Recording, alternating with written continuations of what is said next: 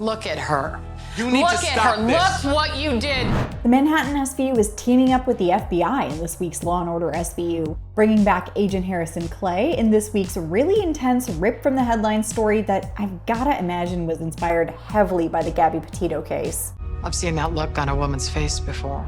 So let's get into season 26, episode 6 of Law & Order SVU, Rorschach. I'm Anna Rumor, and this is Pop Culture Social Call.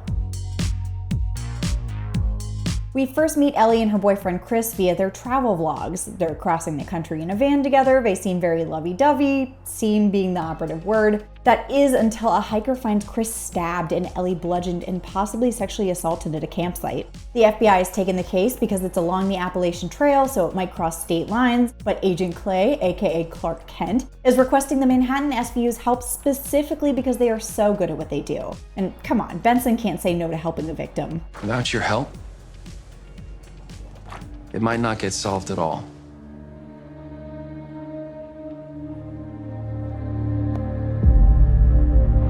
When the SVU comes in, it's a pretty dire situation. Ellie's on life support, she's seemingly non-responsive in a coma, and Chris was nearly stabbed in the heart with his own knife, so isn't he lucky to be alive? He tells the cops that Ellie was taking a shower after they had sex, which is why she was found in a towel, and then some guy came up behind him to attack them both. But there are a lot of things that aren't adding up. Silver and Bruno are like, why would the attacker leave the knife in Chris instead of using it to attack Ellie second? And why didn't Chris bring up the part where he and Ellie had been fighting for weeks? Something that she told her best friend the night of the attack before she went to a bar solo.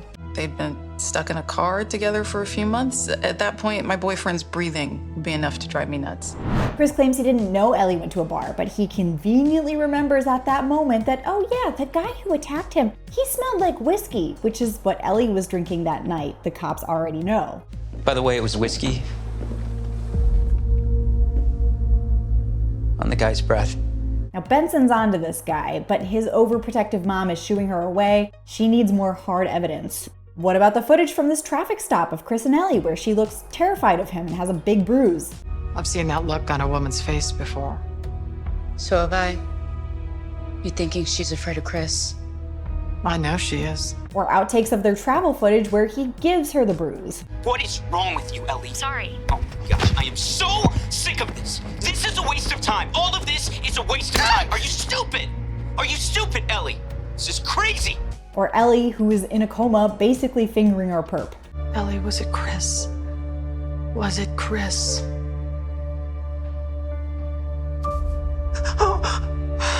Yes.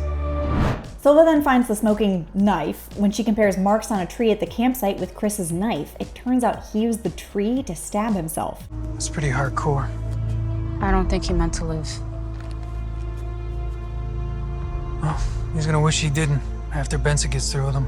Okay, clearly it's time to arrest Chris, but so weird, his mom checked him out of the hospital, and now she has no clue where he is. Oh wait, he's right there in her truck. Your captain and that FBI agent, they already made up their minds that Chris is guilty. Based on the evidence, he is. I refuse to accept that. That is not the Chris I know. Maybe you don't know your son as well as you think. So both of them get arrested.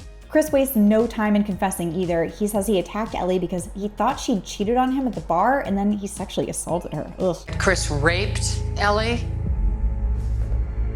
to remind her who was in control, and then he stabbed himself twice so he would look like the victim. That's not why I stabbed myself. Then why did you stab yourself? Because I didn't want to live without Ellie. She is my whole world. He's going away for a long time, knows Ellie who helped him do it.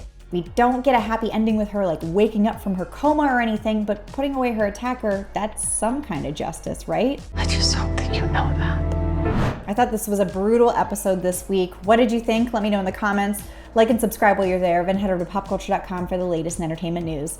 Until next time, I'm Anna Rumor, and this is Pop Culture Social Call.